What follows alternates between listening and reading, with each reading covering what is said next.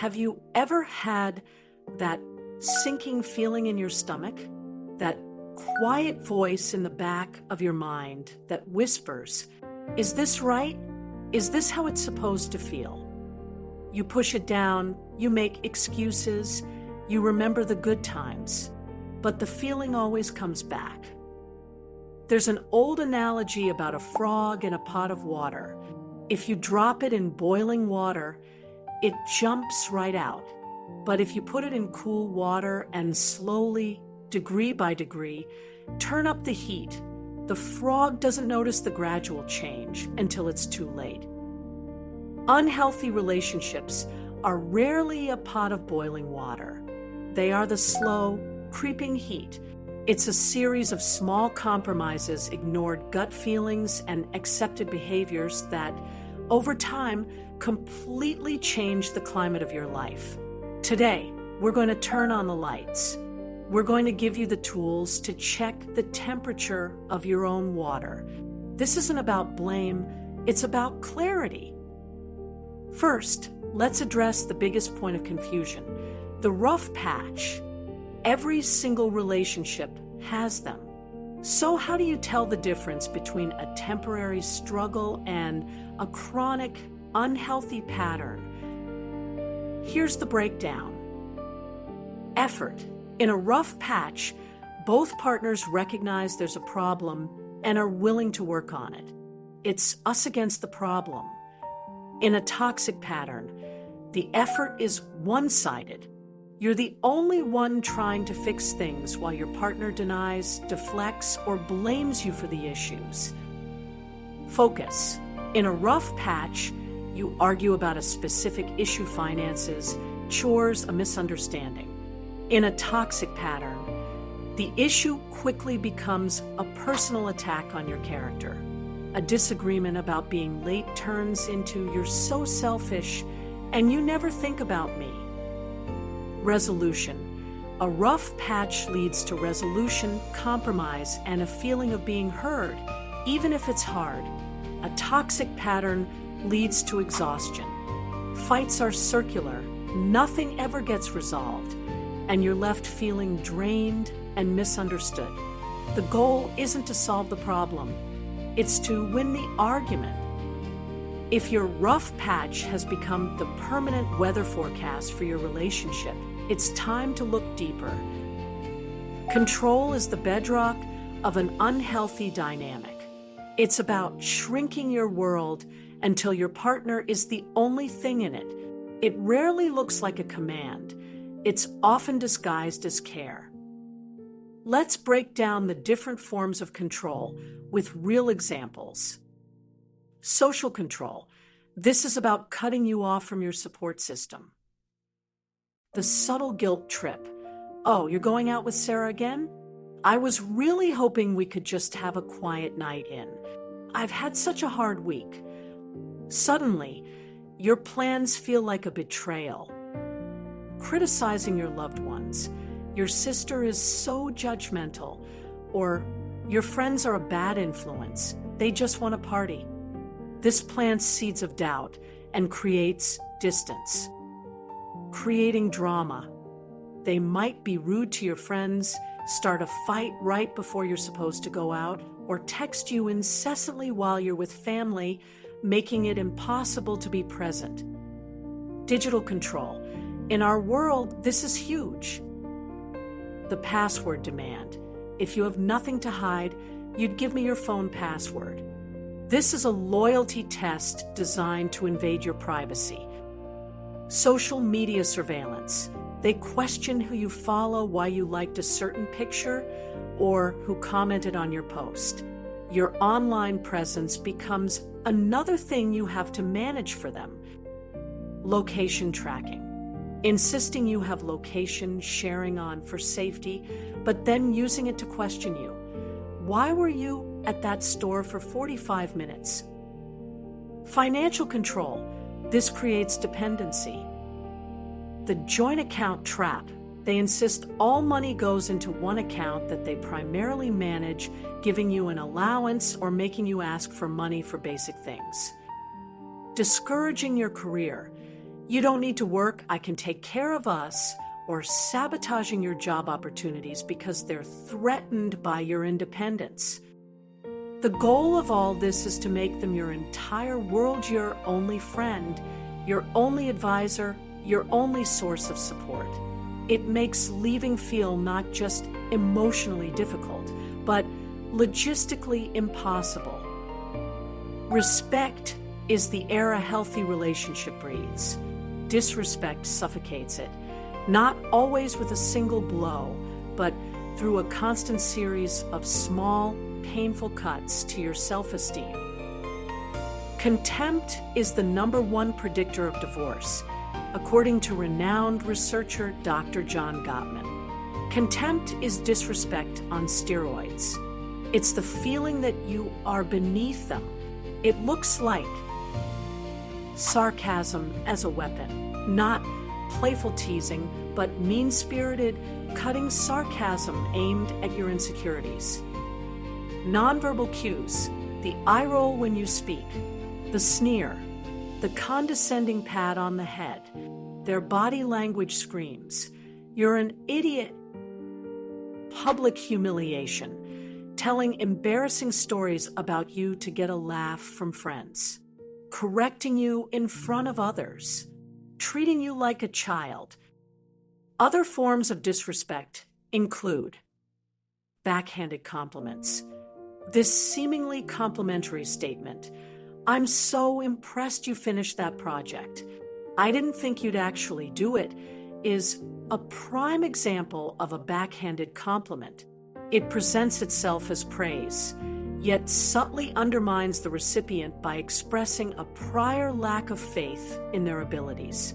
The initial, "I'm so impressed," sets up an expectation of positive affirmation, only to be immediately followed by the dismissive, "I didn't think you'd actually do it."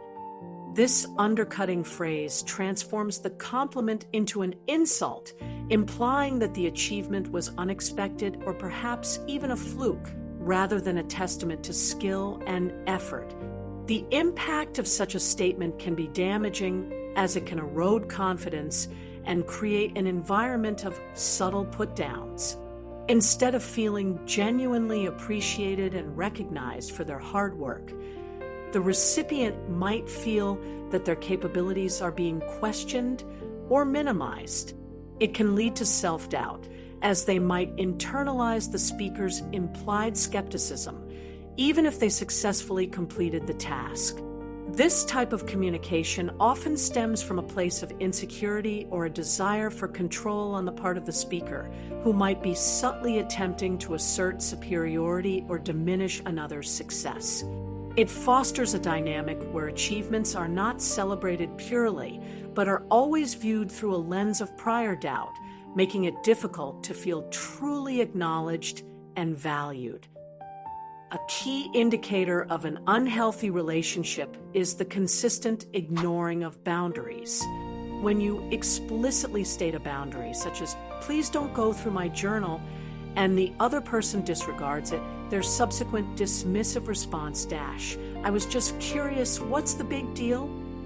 reveals a significant problem. This behavior is not merely a lapse in judgment, it's a deliberate power play. By violating your stated boundary and then minimizing its importance, they are subtly or sometimes overtly asserting that your rules and personal space do not apply to them. They are communicating that their desires or curiosity take precedence over your comfort and autonomy. This pattern erodes trust and signals a fundamental lack of respect for your individuality and personal limits, a lack of genuine support, and a competitive spirit. One of the most telling signs of an unhealthy relationship is the inability of the other person to celebrate your successes wholeheartedly. When you receive a promotion or achieve something significant, their reaction is often lukewarm, or they immediately pivot the conversation back to themselves. This self-centered response might manifest in dismissive comments such as, "I could easily achieve that, but I just don't bother to do so," or similar remarks that diminish your accomplishment. This behavior stems from a deep-seated insecurity and a competitive spirit. They simply cannot stand to see you shine brighter than them. Your achievements are perceived not as something to celebrate, but as a direct threat to their own sense of self-worth. This dynamic creates an environment where genuine support and encouragement are absent, replaced by a constant, unspoken competition for attention and validation. Instead of fostering mutual growth and happiness, the relationship becomes a battleground where one person's success is met with resentment rather than joy. Okay, we've talked a lot about the negative. Let's pause for a moment and paint a picture of the alternative. What is the antidote to all this? What does healthy actually look like? Instead of control, you have autonomy and trust. Your partner encourages your friendships. They trust you to have your own life, hobbies, and privacy. They want your world to be bigger, not smaller. Instead of disrespect, you have admiration and respect. Your partner is your biggest cheerleader. They speak highly of you, even when you're not around. They value your opinion and celebrate your successes as if they were their own. Instead of dishonesty, you have honesty and transparency. You can talk about difficult things without fear. You both operate from a place of trust, assuming the best of each other. And instead of fear, you have physical and emotional safety. Your relationship is your safe harbor, not the storm. You feel calm, supported, and secure in their presence. Keep this picture in your mind as we continue. This isn't a fantasy. It's the standard you deserve. Trust is the foundation of a relationship. Without it, everything built on top is unstable. Dishonesty isn't just about big betrayals. It's also the devious dance of deception, lying by omission and trickle-truthing. Relationships thrive on trust and transparency, yet some individuals employ insidious tactics that erode these foundations, leaving their partners feeling manipulated and gaslit. Two such behaviors, lying by omission and trickle-truthing, are particularly damaging, creating a constant state of uncertainty and emotional exhaustion. Lying by omission, the silent lie. Lying by omission isn't about fabricating falsehoods, but rather the deliberate act of withholding crucial information to paint a distorted picture and achieve a desired outcome.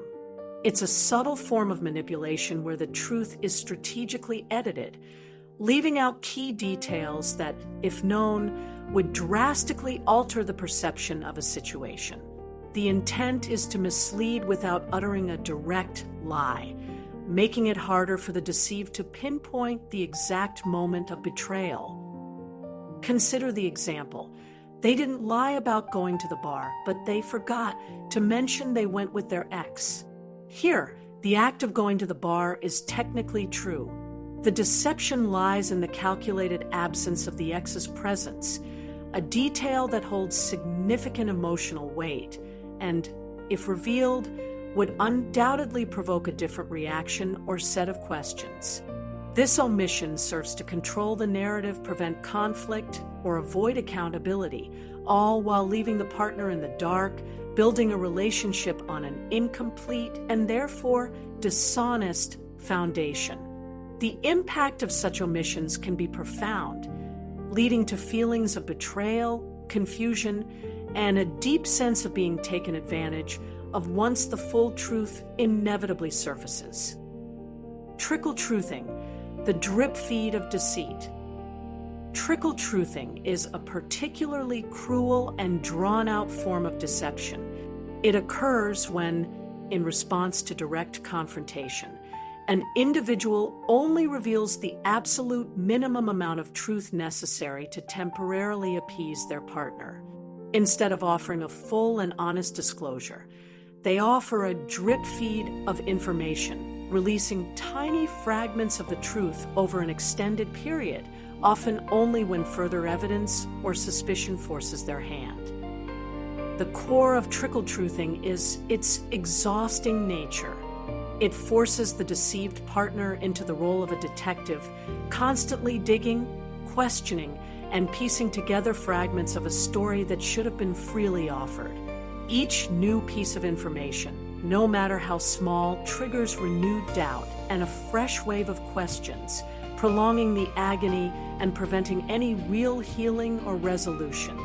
This tactic is crazy-making because it systematically undermines the partner's sense of reality and trust. They are left to question their own perceptions, constantly second-guessing, and feeling as though they are perpetually searching for a truth that is being deliberately hidden. This prolonged state of uncertainty and emotional labor can lead to significant psychological distress, eroding self-esteem and creating a deep-seated fear of future deceptions. The true damage of trickle-truthing lies not just in the initial lie, but in the sustained emotional toll it takes, transforming a relationship into a battlefield of suspicion and distrust. And that brings us to one of the most insidious forms of emotional abuse: gaslighting. Gaslighting is a direct assault on your reality. It's the difference between "I remember that differently" and "you're crazy, that never happened." Let's look at the classic phrases. "You're being too sensitive/emotional. This dismisses your valid feelings." "I never said that. You have a terrible memory. This makes you doubt your own mind." "You're making a big deal out of nothing. This minimizes their hurtful behavior." "I'm sorry you feel that way." This is a non-apology that puts the blame back on your reaction, not their action. Over time, gaslighting makes you stop trusting your own gut. That quiet voice we talked about in the beginning, gaslighting is designed to silence it for good. This last one is the most serious. If you feel afraid of your partner, you are in an unhealthy and potentially dangerous situation. Fear is not a normal part of love. This isn't always about physical violence, though that is an immediate critical red flag. Intimidation can be subtle. An explosive temper. You feel like you're walking on eggshells, constantly monitoring your own words and actions to prevent an outburst. Threats. These can be veiled or direct. "If you ever left, I don't know what I'd do to myself," is a threat designed to trap you with guilt. Threatening your pets, your job, or your relationships with your kids is a terrifying form of control. Physical intimidation. Punching walls, slamming doors, throwing objects, standing over you during an argument. They aren't touching you, but they're sending a clear message: "I could." And let me be absolutely, unequivocally clear. Any form of physical or sexual violence, hitting, pushing, shoving, or coercing you into any sexual act you are not 100% enthusiastic about is abuse. Full stop. It is never your fault. Hearing all this, you might be wondering, if it's so bad, why do people stay? Or maybe you're asking that of yourself. It's important to have compassion here. The reasons are complex. Often, it's part of a cycle of abuse.